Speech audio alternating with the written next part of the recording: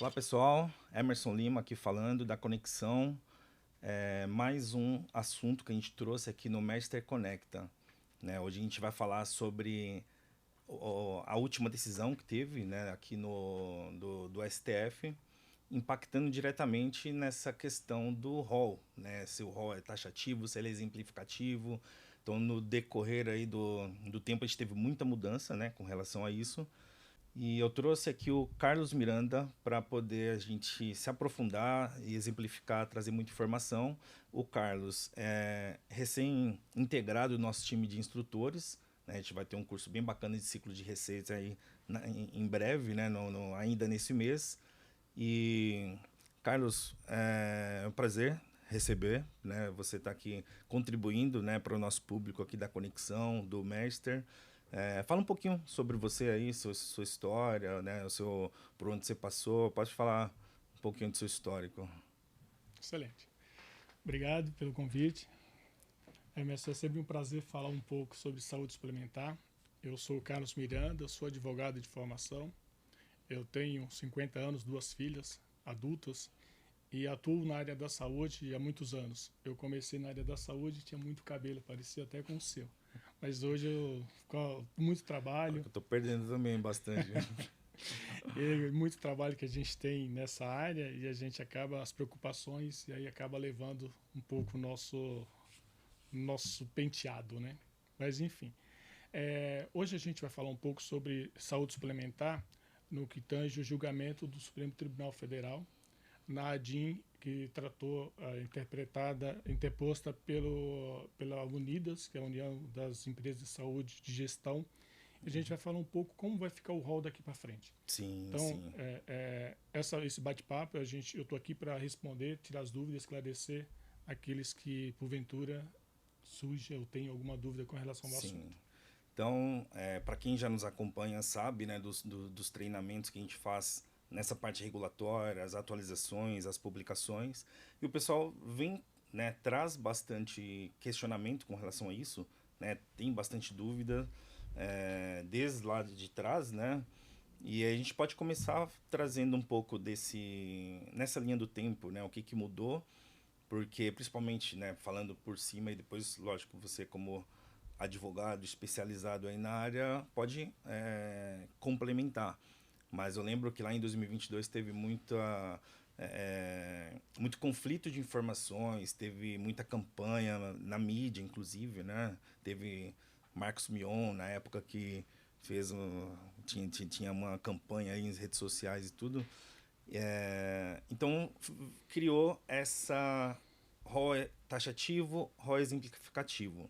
Né? Então, lá no começo, o que mudou a partir desse momento? Quando teve isso? ROE, que antes ninguém se falava, só se falava de ROE-NS. Né? Então lá em 2022, ROE taxativo, não, ROE exemplificativo. Então o que trouxe isso para a discussão? Muito bem. Desde quando a ANS foi criada, que ela editou algumas RNs com um rol de procedimento, ela tratou como um rol mínimo de cobertura obrigatória pelas operadoras de plano de saúde. Em 2022, com toda essa mídia que você citou, foi editada uma lei, foi aprovada uma lei pelo Congresso Nacional que tratava das coberturas obrigatórias. Ou seja, essa lei ela é muito ampla, que é a 14.307. Além de ser muito ampla, ela não traz justificativa para que as coberturas sejam precificadas e repassadas para o usuário.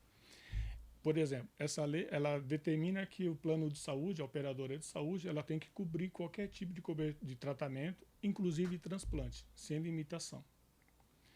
Com a publicação dessa lei, a Unidas entrou com uma ação no STF, no Supremo Tribunal Federal, que é uma ação direta de inconstitucionalidade, falando que essa lei era inconstitucional porque ela não trazia a forma de repasse desses custos adicionais das novas coberturas. E a Unidas, ela informa que no final quem pagaria a conta seriam os associados do plano, porque a mensalidade ia aumentar e o novo procedimento trazido na lei não foi em nenhum momento precificado pelo atuário. E aí começou toda uma briga sobre esse assunto. Passado esse período de 22 a 2025, agora no mês 9, no dia 18 para ser mais exato, saiu o julgamento da ADIM.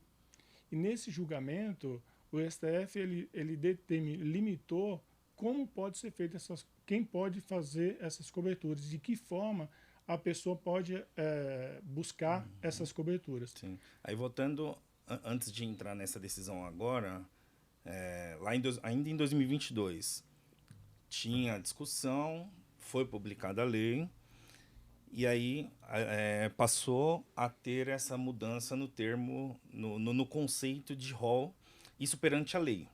Né? Então, perante a lei, o rol ele passou a ser exemplificativo. É isso. Lá em 2022, no entendimento ali do legislativo, o rol já não é só aqueles procedimentos, abriu margem para cobrir o que era extra-rol, desde que cumprisse alguns critérios. Sim. Eu volto mais um pouco no tempo. Antes disso, o judiciário já tinha entendido ou subentendido de que o rol era exemplificativo. E a ANS sempre defendeu um rol taxativo. Com essa lei, ela passou a ser um rol amplo, ou seja, era um rol sem limite de cobertura. Todo atendimento que o médico solicitasse, a operadora tinha que cobrir, tinha que pagar e autorizar. Por isso que houve a ADIM. Sim, sim, porque eu lembro que na época tinha essa questão de...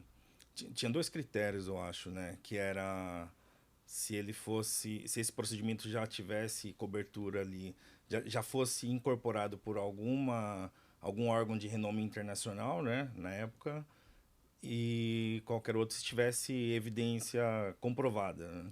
Né? Evidência científica comprovada. Sim. E algum órgão internacional autorizando. Isso, então... Por exemplo, Europa, Estados Unidos. Isso, então, por exemplo, se a FDA liberava aquela tecnologia para os Estados Unidos, a operadora aqui no Brasil teria que cobrir aquela tecnologia. E aquela tecnologia seria um medicamento, um material, um procedimento que seja. Sim. Então, isso, a gente passar aqui esse corte lá na linha do tempo. Lá em 2022, perante a lei, é o que tinha ficado definido. Mas, do ponto de vista de ANS, né, a gente está falando do legislativo e do regulatório, né? Então, do ponto de vista de ANS, não teve nenhuma ação da ANS em cima, no sentido de amparar essa decisão e ampliar a questão da cobertura. Teve alguma normativa da ANS corroborando essa decisão lá na época de 2022? Nessa época, a ANS não editou nenhuma norma. Ela não se posicionou de nenhuma forma. Como houve uma ação direta de inconstitucionalidade, a ANS ficou sem nenhum tipo de argumentação para falar se aceitaria ou não. Muitos defenderam à época que a ANS deveria ter atualizado o rol. Mas como tinha uma ação para ser julgada no Supremo Tribunal Federal de que a lei era inconstitucional, a ANS esperou a decisão judicial. E essa decisão saiu agora em 2025. 3 anos depois. Então a gente já tinha esse conflito de entendimento entre legislativo e judiciário lá atrás, né? O regulatório, que é a ANS, ficou ali no meio, né? Não divulgou nenhuma RN, nenhuma instrução normativa, nada relacionado ali que fosse ali muito a fundo, né? Para poder sustentar uma coisa ou outra. E na prática, nesse período, acabou não mudando nada. Com relação, pelo menos, à judicialização. A gente sabe que na saúde suplementar, judicialização vem sempre veio aumentando, né? Então, tanto em quantidade quanto em valor ali nos processos e tudo, né?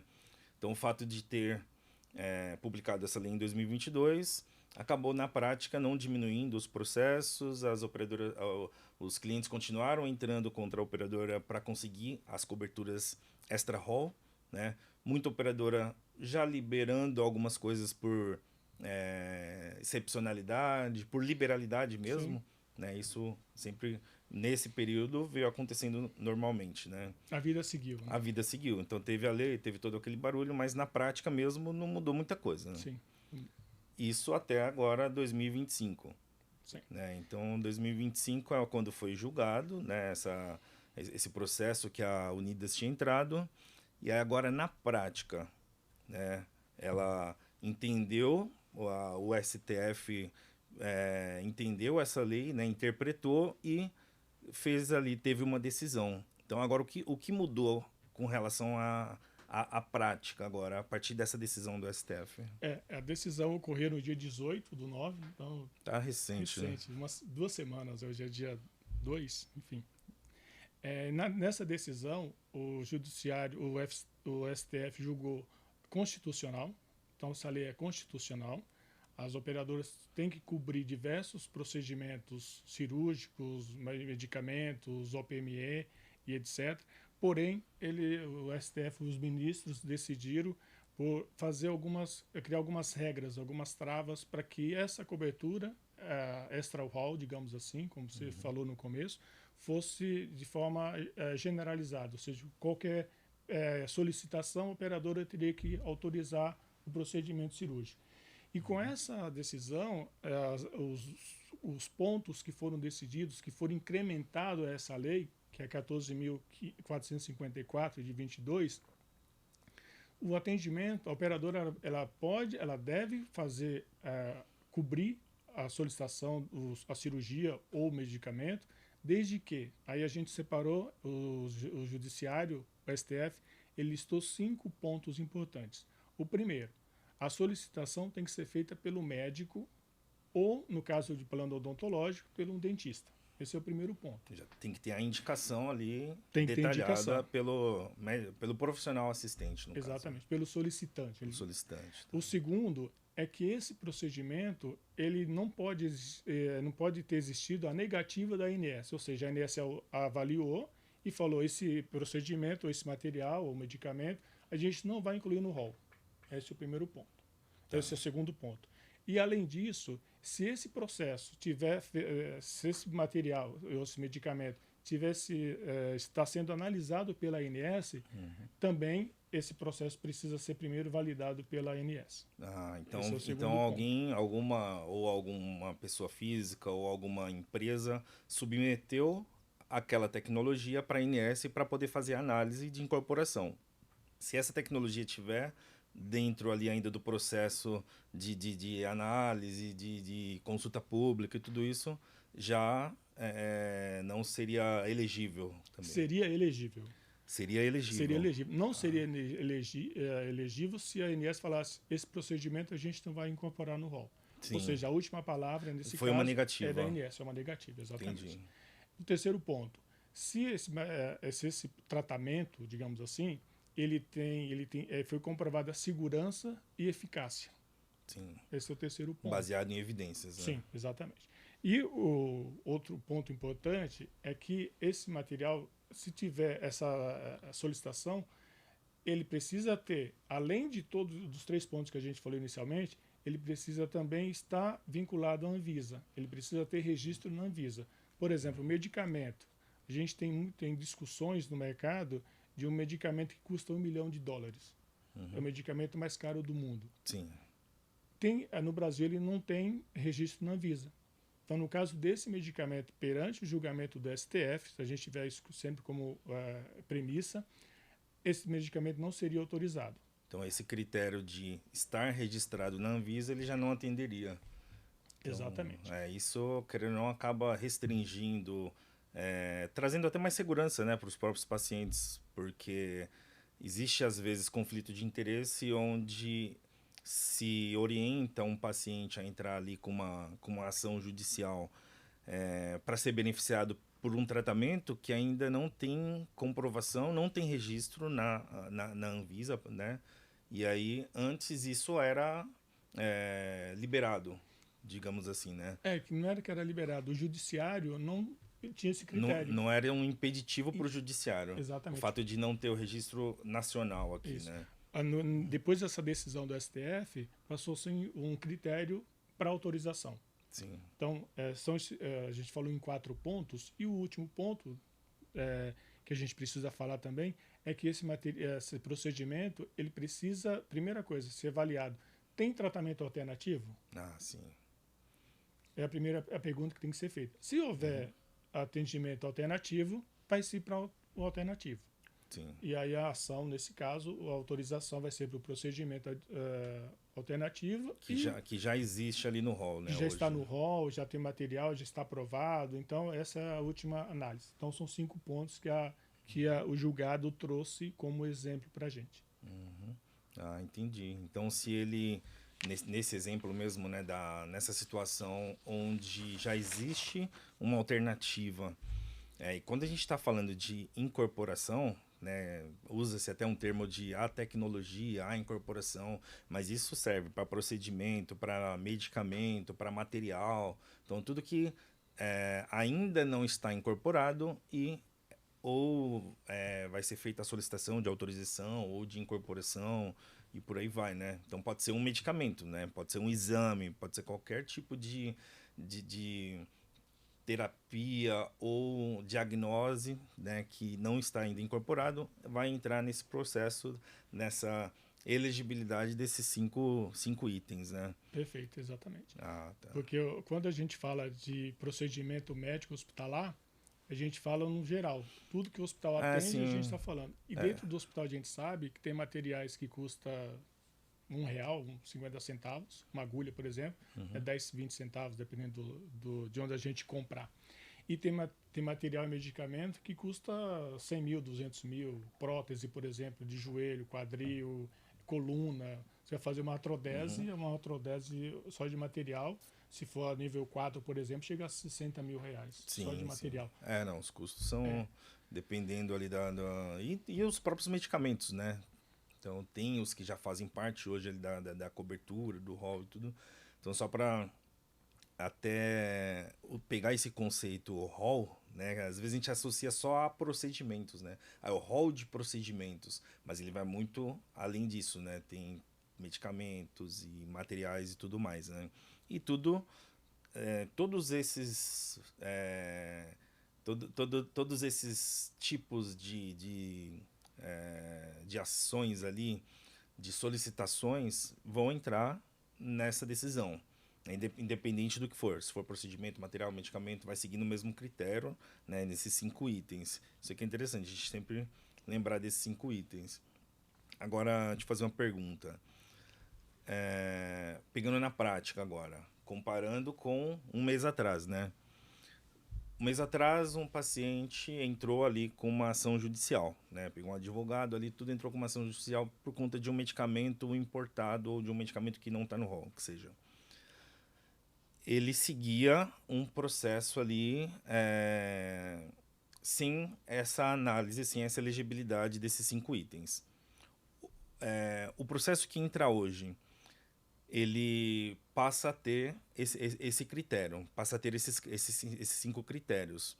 E na prática, como é que vai ser do ponto de vista, como que você pensa que vai ser do ponto de vista da operadora, do judiciário, como é que vai ser esse fluxo? Se o paciente, eu, Emerson, vou entrar com uma ação ali para conseguir um tratamento, como é que vai ser esse fluxo a partir de agora?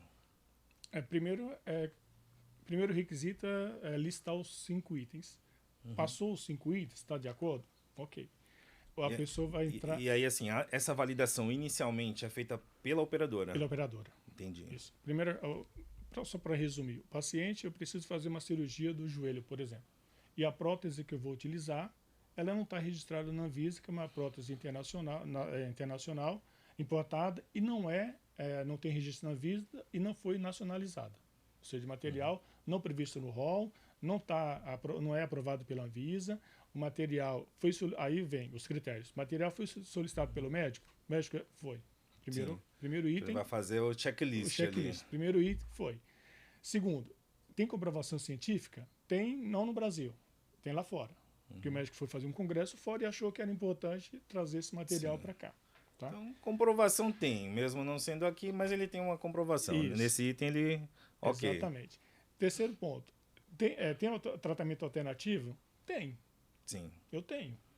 Então aí já cairia... Aí a operadora já tem um respaldo para fazer a negativa. A negativa, exatamente.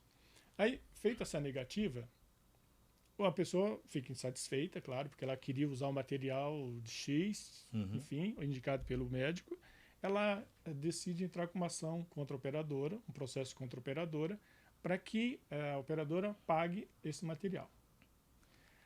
Quando o judiciário receber essa petição, esse processo, ele vai, a primeira coisa é verificar no Natjus se já houve um processo desse tipo. Aí o judiciário vai fazer o seu checklist. Desse tipo, desse medicamento, desse material. Como a gente está falando dessa de tecnologia. Material, sim. Quando a gente está falando de um material, de uma prótese de joelho, por exemplo, como eu citei, ele vai checar se já, em algum momento no Brasil, foi autorizado esse material. E se foi? Se foi autorizado, ele vai seguir com o processo. Ah, Tá? Aí eu já vou chegar ao final. Ele vai seguir. Aí esse médico tem relatório, tem uma série de documentos que o advogado, no caso, precisa apresentar uma série de documentos no processo, cumprindo os requisitos anteriores, para chegar até o judiciário. Chegou no judiciário, teve o processo, o judiciário faz essa análise. Aí, fazendo essa análise, antes de citar ou emitir uma liminar, ela vai consultar a ANS. A ANS, estamos com um processo desse tipo, faça-se o parecer. A ANS vai refazer os 5 itens que a gente falou inicialmente. E aí ela vai apresentar um parecer, um relatório para o judiciário, e aí o judiciário vai decidir se segue com o processo ou não. Então, peraí, teve esse levantamento dos 5 itens, a princípio, pela operadora, e pensando até num processo mais fluindo mais ali, seria importante até o solicitante apresentar também isso, né? Seria talvez no momento da solicitação já anexar estudos científicos, já anexar a informação de que não tem paralelo, lógico que vai ser validado pelo lado da operadora, né? Pensando no fluxo, o solicitante ter essas informações seria importante também. Apresentou para a operadora, opa, não se enquadra, ela vai fazer a validação. Então, na hora que a operadora identificar, não se enquadra porque existe similar já incorporado no rol, negativa. A prótese de joelho foi feita negativa e aí foi para o judiciário, né? Nesse mesmo fluxo que você falou, foi para o judiciário. Lá no judiciário foi em quem entrou agora nessa jogada que não existia antes era a ANS. Na verdade, a ANS ela é convidada pelo judiciário a participar do processo. E todos os processos, a ANS vai, pelo menos assim, no papel, a ANS ela vai ter que participar como um parecerista, talvez, de todo o processo? Só nos procedimentos que não atendem os requisitos daqueles 5 itens que a gente falou. Então o judiciário vai fazer essa validação também dos 5 itens, identificou que no terceiro item, por exemplo, que existe um tratamento alternativo já no rol, o judiciário validou isso, aí ele chama a ANS para compor ali também o processo. Exatamente. E a ANS vai fazer análise, e aí, como a ANS ela tem muita informação, ela vai trazer dados para o processo e ajudar o juiz da causa a decidir pela autorização ou não. Sim. Feita a autorização, que nesse caso vai ser muito difícil uma pessoa conseguir transcorrer todos esses pontos do julgamento do STF para chegar até o processo final. Caso ele consiga, em conseguindo essa vitória, o procedimento autorizado nesse caso vai ser incorporado automaticamente ao rol da ANS. A ANS foi chamada, porque como funciona, só para a gente fazer um paralelo, a ANS até 2022, ela demorava em torno de 2 anos para aprovar a inclusão de um novo procedimento no rol. Teve uma lei que falou assim, a ANS, a partir de agora, você vai ter 6 meses para fazer a inclusão.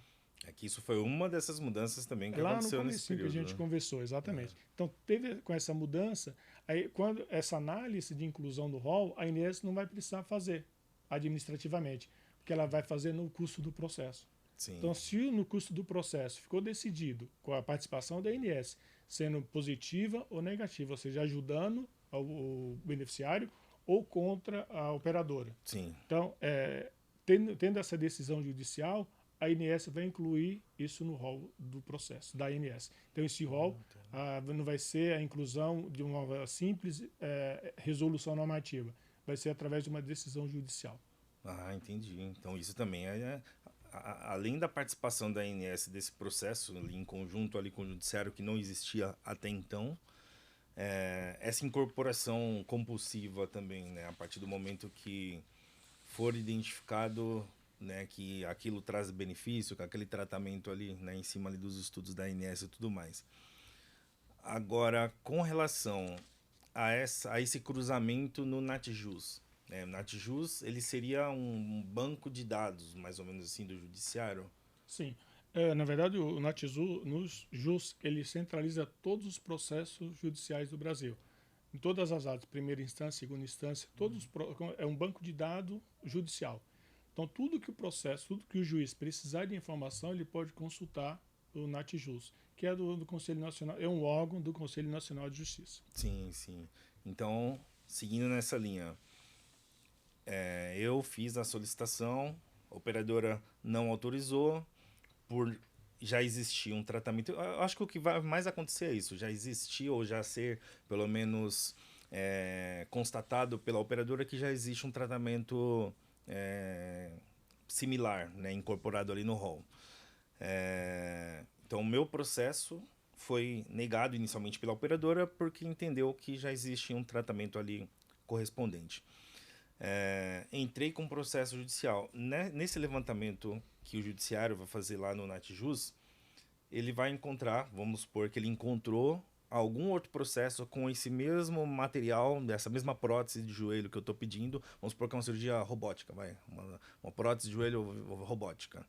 Já encontrou um processo lá de 3 anos atrás que foi dado um parecer ali favorável ali para concedeu aquela liminar, né? Então aquele paciente de 3 anos atrás teve o acesso a essa prótese robótica de joelho.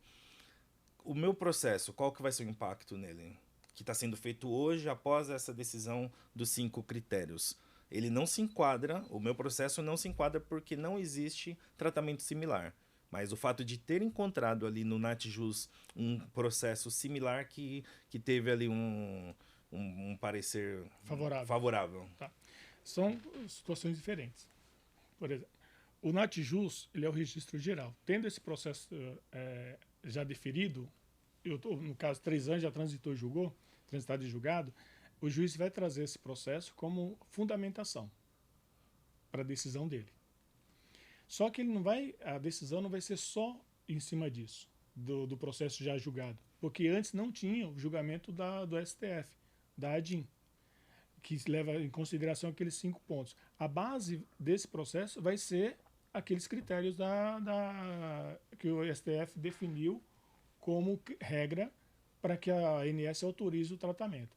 Esse tratamento, esse procedimento, ele não vai começar direto no judiciário. Ele vai começar na operadora e, posteriormente, através de uma NIP da ANS, e a ANS vai manter a negativa e aí sim vai chegar no judiciário. Sim. Então, em regra geral, esse seria o fluxo normal. Né? Teria que seguir esse fluxo. A pessoa, a simples negativa da operadora, o usuário, o beneficiário do plano de saúde, pode ingressar com um processo direto? Pode. Ele não precisa ir até a ANS e abrir uma NIP. Ele pode entrar com um processo direto no judiciário. E aí, mas ele vai precisar cumprir aqueles 5 itens que está no julgado. Se um deles não foi atendido, o judiciário não vai atender o processo. Não tem registro na Anvisa, não tem, existe outro tratamento similar ou alternativo. Não tem por que o processo seguir. O juiz vai voltar e falar assim, olha, tem um tratamento alternativo, de acordo com o NatJus, e o paciente retorna para o médico e pede para que ele faça uma outra prescrição, uma outra solicitação cirúrgica, né? Entendi. Isso mesmo já tendo esse processo anterior. Então, o fato de ter o anterior que foi favorável não automatiza essa decisão de hoje. Não, ela não automatiza, ela seria ela seria levada em consideração se os 5 itens tivessem sido cumpridos os requisitos. Aí ela levaria em consideração que aí o juiz, eu não sou juiz, mas a ideia do julgamento, nesse caso do processo olha, o paciente, o beneficiário, ele cumpriu o que manda o julgado do STF. A lei 14.454, que foi julgada procedente. Tem os 5 índices que o STF definiu que o paciente precisa cumprir para ter direito. Já existe uma decisão judicial favorável. Sendo assim, eu decido por autorizar o tratamento. Sim, sim. Então, no caso, esse levantamento no NaTJus, ele vai servir principalmente a partir de agora. Daqui para frente, ele vai... Para fundamentação do processo. Sim. Então, chegou daqui 2 anos, por exemplo, olhou, viu que tem ali uma decisão, alguma coisa similar, ele já vai se basear naquela para poder tomar essa decisão de hoje, né? Sim. Entendi. O que dá para perceber é que isso vai enxugar bastante, né, os processos. Então, acho que dá um embasamento para a operadora hoje talvez um pouco mais consolidado do que era só o da lei antes, né? Da lei nessas mudanças, assim, o que dá para entender. Então, antes tinha o ROI taxativo, ou seja, ele é o que está naquela lista e mais nada. Né? Aí fica a critério de cada operadora. Depois virou de forma radical para... Não, o ROI é exemplificativo. Ou seja, o que tiver de solicitação médica, né, ou do dentista que seja extra-ROI, vai ter cobertura. Então, você saiu de um extremo para o outro e agora dá a entender que ficou num meio termo ali, assim. Ele não é o taxativo, que é só aquela lista e ponto, só que também ele não é exemplificativo aberto total. Tudo que for solicitado, independente de ter registro na Anvisa ou não, por exemplo, vai ter cobertura. Então ele ficou no meio termo ali, né? Sim. Isso é o que dá para entender que talvez, né, pensando nos benefícios dos próprios pacientes, né, beneficiários e tudo, mais segurança até, né, tira um pouco talvez desse conflito de interesse e traz a medicina baseada em evidências para poder compor uma solicitação. Não é, vou pedir isso para você porque eu quero. Não, vou pedir isso para você, mesmo não estando no rol, porque tem essa evidência que ele funciona, tal, né? Então, traz mais segurança ali pro processo, né? Sim. Só para ficar dúvida, a gente falou sobre NaTJus várias vezes. NaTJus é um núcleo de apoio aos tribunais. Então, os tribunais federais, estaduais, geral, assim. Ele é um núcleo de apoio, um apoio técnico, tá? Entendi. Por isso que chama NaTJus. Legal, porque muita gente que faz parte aí do nosso público é mais da área da saúde, assistencial, então quando ele termo um pouco mais do juridiquês ali já dá uma certa dificuldade de entendimento, mas é bom ter o núcleo de apoio técnico do Poder Judiciário. Legal. Essa é a descrição. Bom, você comentou sobre os atendimentos, os processos de operadora e a dificuldade, ou melhor, a melhoria desses processos, a diminuição dos processos no dia a dia daqui para frente. Sim. Eu diria que a tendência é diminuir, porque a gente tem hoje quase 2 milhões de processos no judiciário a cada ano. Então é muita gente. Sim. Se a gente for verificar que a gente tem cerca de 50 milhões de usuários de plano de saúde, a gente está falando de quase 5% que entra com processo para buscar alguma cobertura, para buscar muitas vezes é um procedimento que está no rol. Sim. E por algum motivo a operadora não autoriza. Então ele acaba indo buscar no judiciário o amparo para que o seu tratamento seja realizado. Sim, sim. A gente, vendo assim situações, né, de judicialização, realmente tem, às vezes por não ter enquadramento em DUT, né, é um procedimento que está no rol, mas tem a judicialização porque não enquadrou na DUT, ou aquele prestador não é credenciado, aí às vezes existe uma necessidade de, não, eu quero aquele prestador. Então tem N situações aí, né? E aí pensando nesse filtro, assim, né? Nesses filtros, acredito que diminuiria mesmo, né? Vai diminuir, né? Bastante. Agora pensando trazendo de novo aqui para a prática, né? Para o dia a dia. O retroativo. Existem aqueles processos que já foram tramitados, julgados, e o paciente já está com acesso àquela tecnologia, que seja um medicamento, um procedimento, um material. Terão algum impacto esses pacientes que já foram beneficiados de uma decisão anterior? Favorável, né? Não teria nenhum impacto, porque quando existe uma determinação, um julgamento no judiciário, uma liminar que seja, enquanto ela não tiver seu efeito suspensivo realizado pelo próprio judiciário, por um órgão, um colegiado, a decisão continua valendo. Então, essa decisão do STF não muda nada os processos que estão em curso. Aquelas pessoas que estão em tratamento médico, através de liminar, não muda nada. A não ser que a operadora consiga cassar essa liminar ou consiga reverter o processo em tribunais superiores. Isso é uma coisa. E essa decisão não faz nenhum tipo de comunicação com outros processos. Então é bom deixar isso muito claro. Que aqui essa decisão foi sobre uma lei que foi julgada constitucional. Então não foi olhado para um processo A, B ou C, Não. foi em cima da lei. Em nenhum momento a decisão do Supremo Tribunal Federal, ela fala que essa decisão engloba todos os processos vigentes.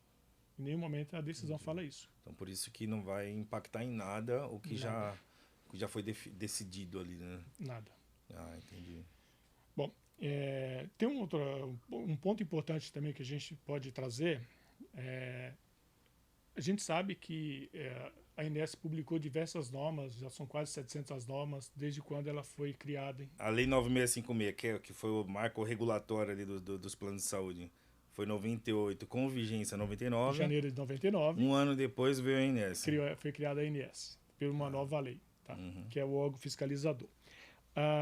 Dito isto, a gente tem, com a edição de várias resoluções, várias normas da ANS, são centenas e milhares, a gente tem algumas que a gente precisa prestar muita atenção, e isso precisa ficar muito claro para que as pessoas tenham o seu direito.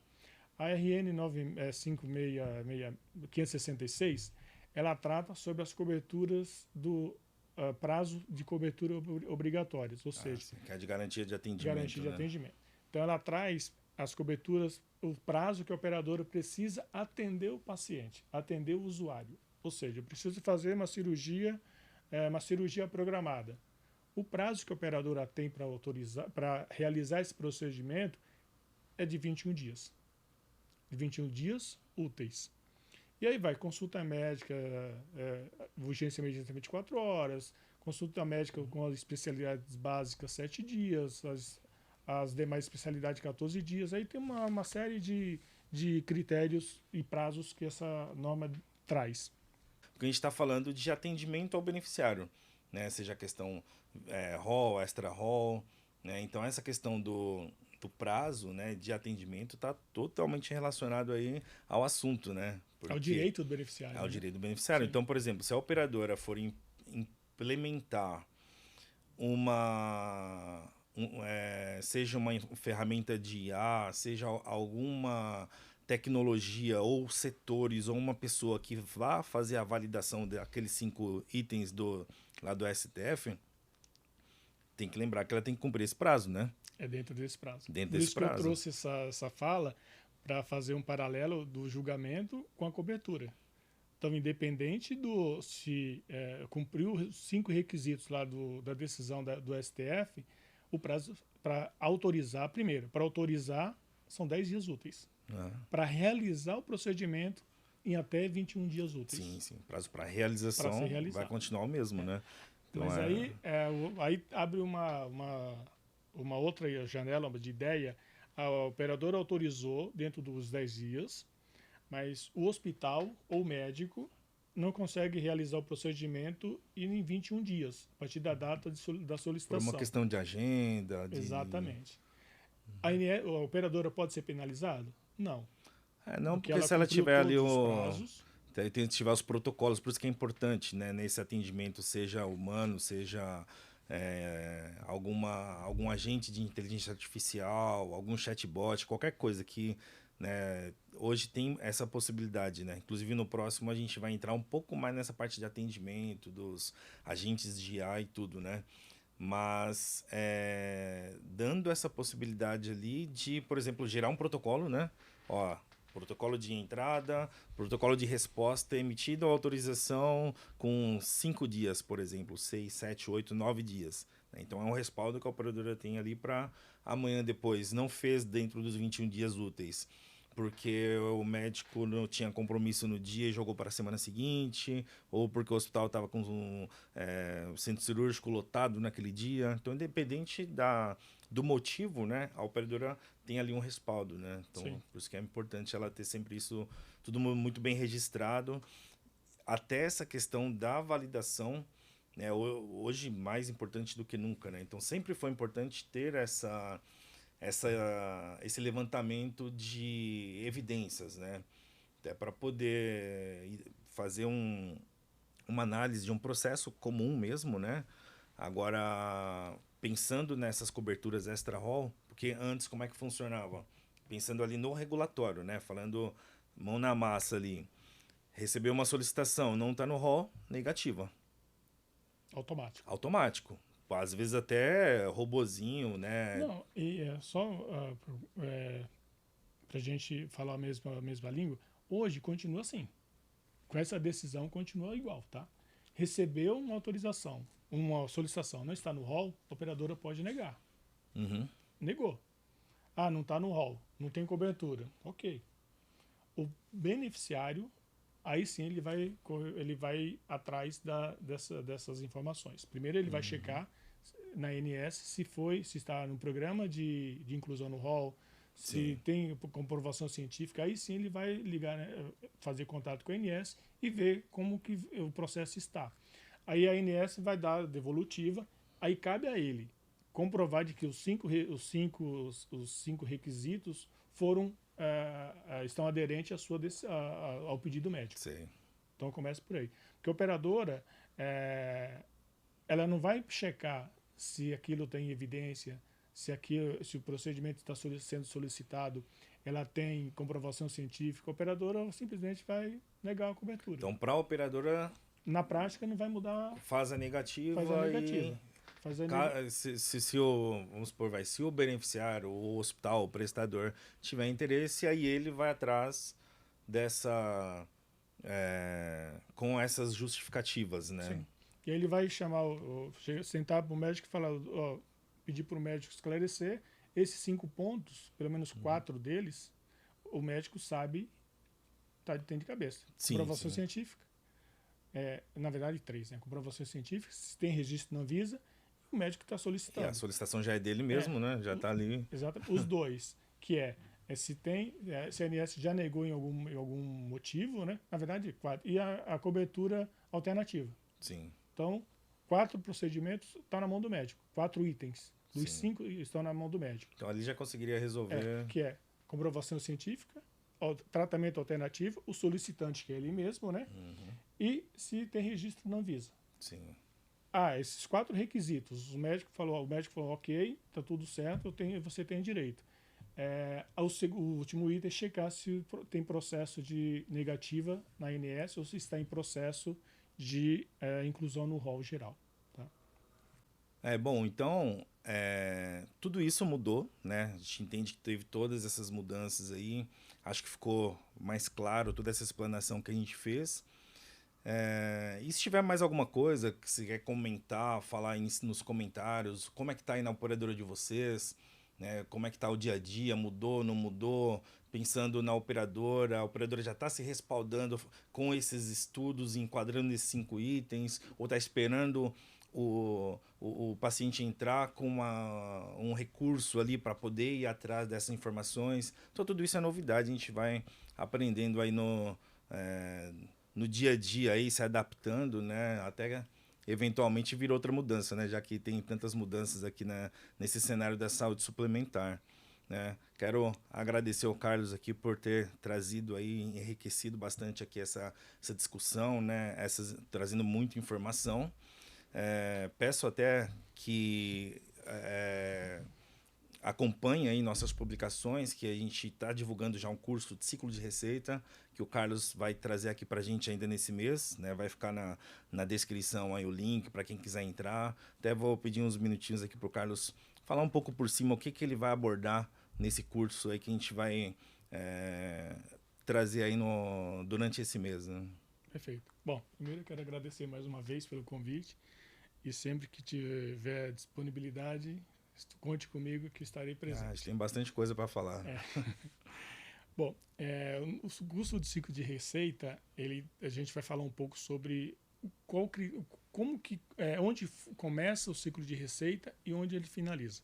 Então a gente costuma falar que o ciclo de receita ele não começa no atendimento do paciente, ele começa na negociação com a operadora. E aí, da negociação, a gente leva esse ponto para o contrato. O contrato ele precisa estar de acordo com as normas da ANS, por exemplo, e da Lei 13.003, que fala sobre a Lei de Fator de Qualidade, fala que todo o contrato ele precisa ser escrito, ele precisa ter seu objetivo definido, precisa ter uma tabela acordada, enfim, são diversos pontos que a gente vai trazer no curso de ciclo de receita. E a gente passa por essa análise, por todos os departamentos que a conta do paciente dentro do hospital ela transpassa para até chegar no faturamento. E após o faturamento, se houver glosa, a gente trata também desse assunto ao final. E para finalizar, a gente tem também um material que a gente explica como que o hospital pode fazer para automatizar diversos processos, para reduzir falhas e melhorar a receita do hospital. Legal, vai agregar bastante aí para o nosso público, para os nossos alunos, né? É um assunto bem crítico e importante. Tá bom? Obrigado, excelente. Carlos, mais uma vez. Prazer. E a gente se vê aí numa próxima. Obrigado, pessoal. Excelente. Obrigado.